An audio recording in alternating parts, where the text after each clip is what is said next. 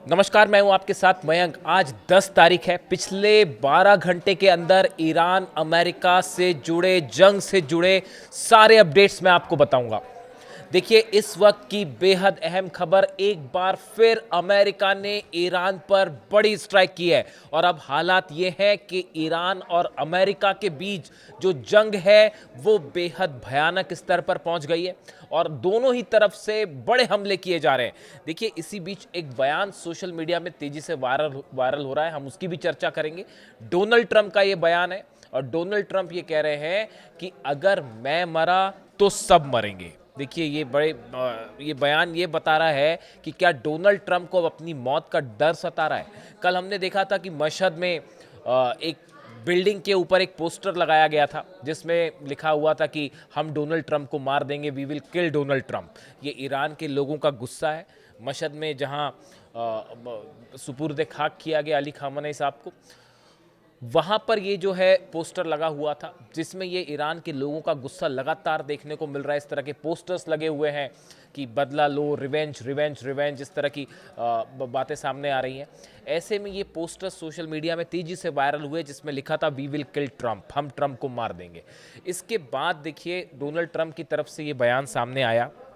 एक तो ये नेटो समिट खत्म होने के बाद डोनाल्ड ट्रंप जब वापस अमेरिका जा रहे थे, उस दौरान एक तो उन्होंने अपना जो जहाज था वो रास्ते में बदल दिया, उन्होंने अपना रूट भी बदल दिया। देखिए, ये सब इंडिकेट कर रहा है कि डोनाल्ड ट्रंप को और अमेरिका को इस बात का डर है कि डोनाल्ड ट्रंप पर हमला हो सकता है। हवाई जहाज बदला गया, रूट बदला गया और यहाँ तक कि एयरफोर्स वन में जो पत्रकार शामिल थे उनसे बात करते हुए डोनाल्ड ट्रंप ने ये कहा कि विंडो के शटर्स बंद कर लीजिए। प्लेन के जो विंडो के शटर्स थे वो बंद करवा दिए गए। डोनाल्ड ट्रंप ने कहा कि इसे बंद कर दीजिए और उन्होंने कहा कि अगर ईरान का कोई दुश्मन नंबर 1 इस समय निशाने पर है तो वो मैं हूं।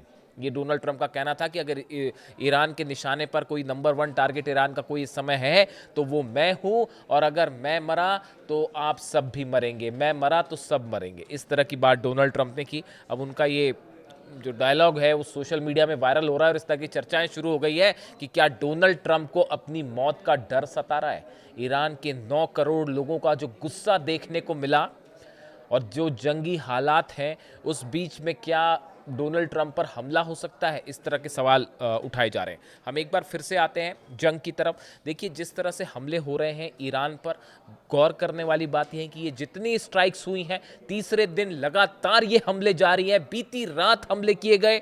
ये सारे के सारे हमले, इनका जो मेन टारगेट है, आप देखिए, हॉर्मूज के आसपास हमले हो रहे हैं। बंदर अब्बास को निशाना बनाया जा रहा है, खर्ग आइलैंड को, केशम को, अबू मूसा को, चाबार पोर्ट को निशाना बनाया गया।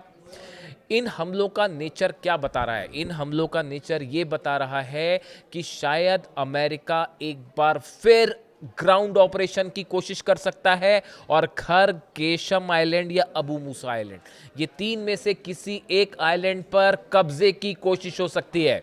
देखिए, जो अटैक्स होते हैं उनका नेचर ये बताता है। कल तीसरा दिन था, तीसरी रात लगातार ये हमले किए गए। मिसाइल, स्टॉर्महॉक मिसाइल से ये हमले किए गए, फाइटर जेट से ये हमले हो रहे हैं। 190 लोकेशंस पर जो है वो हमले किए गए थे। इन सब हमलों के बाद जो एनालिसिस निकल के आ रहा है, देखिए, हमलों का जो नेचर होता है वो ये बताता है कि सामने वाला जो हमला कर रहा है उसकी मंशा क्या है।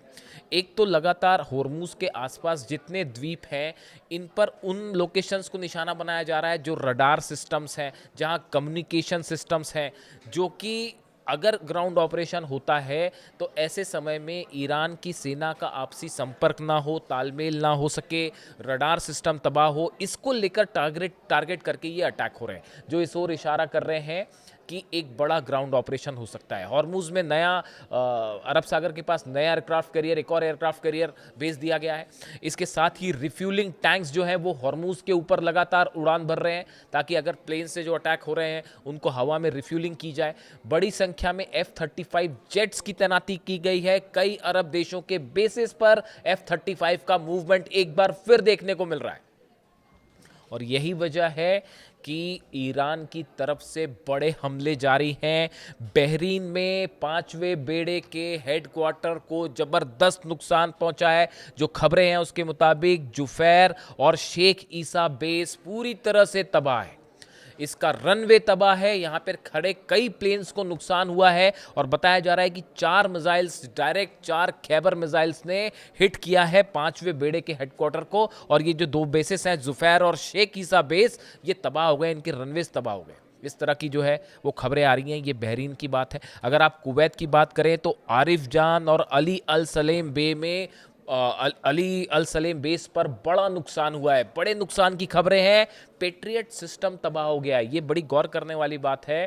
कुवैत में ये जो दोनों बेसेस हैं, आरिफ जान ले लीजिए, अली अल सलेम बेस जो है, इसकी रक्षा के लिए पेट्रियट सिस्टम तैनात किया गया था। अमेरिका का एंटी मिसाइल सिस्टम तैनात किया गया था। उसके ऊपर मिसाइल्स गिरी हैं और वो पूरा का पूरा सिस्टम तबाह हो गया। एक बार फिर ये बात साबित हुई है कि अमेरिका के डिफेंस सिस्टम ईरान की मिसाइल्स को नहीं रोक सकते।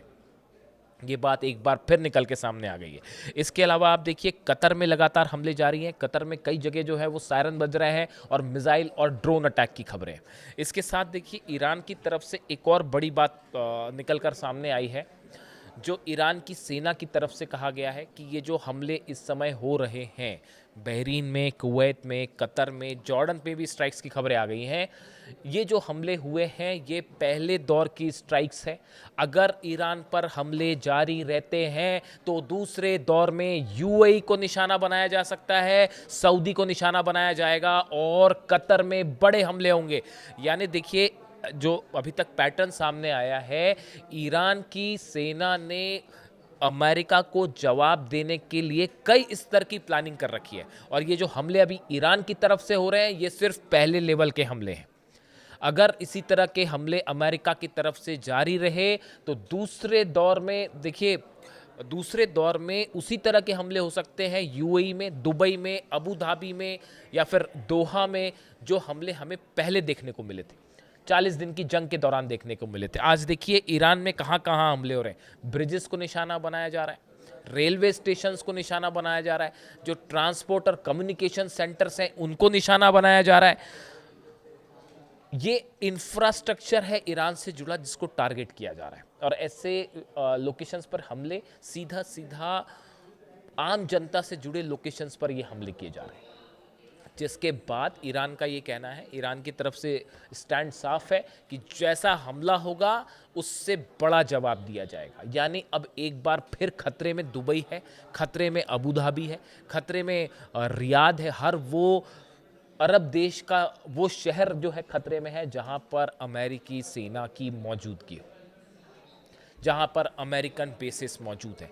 इससे एक बात साफ है कि अब ये जंग सीमित नहीं रही है, ये जंग एक बड़े दायरे में फैलती दिखाई दे रही है। एक बार फिर देखिए जो बयान हैं, 2 तरह के बयान हैं जो ये इशारा कर रहे हैं कि कभी भी हालात जो हैं वो कोई भी मोड़ ले सकते हैं। डोनाल्ड ट्रंप की तरफ से एक बयान है, इसको बड़े गौर करने वाली बात है। डोनाल्ड ट्रंप ने नेटो से वापस जाते वक्त क्या बात कही? Their leaders are gone. ये ईरान के लिए कह रहे हैं कि their leaders are gone, then they had another set of leaders, they are also gone, now they have another set of leaders, they may be gone, who knows. देखिए उन्होंने कहा कि ईरान के हमने नेताओं पर हमला किया, वो अली खामेनी साहब की बात कर रहे हैं। दूसरे दौर में कई नेता और बने, हमने उनको भी निशाना बनाया और अब कह रहे हैं कि अब ये नए नेता जो बन गए हैं इनके ऊपर भी हम हमला कर सकते हैं और हो सकता है ये भी ना रहे। यहाँ पर उनका सीधा सीधा मतलब जो है वो मुस्तबा खामेनी साहब को लेकर है। और ये डोनाल्ड ट्रंप ने सीधी धमकी दी है मुस्तबा खामेनी को, जो जिस तरह से एक्सपर्ट इस बात का एनालिसिस कर रहे हैं कि जो वो कह रहे हैं कि now they have another set of leaders, they may be gone, who knows. मतलब वो ये कह रहे हैं कि जो नए नेता बने हैं शायद जल्दी वो भी खत्म हो जाएं, कौन जानता है। इस तरह की बात डोनाल्ड ट्रंप कह रहे हैं।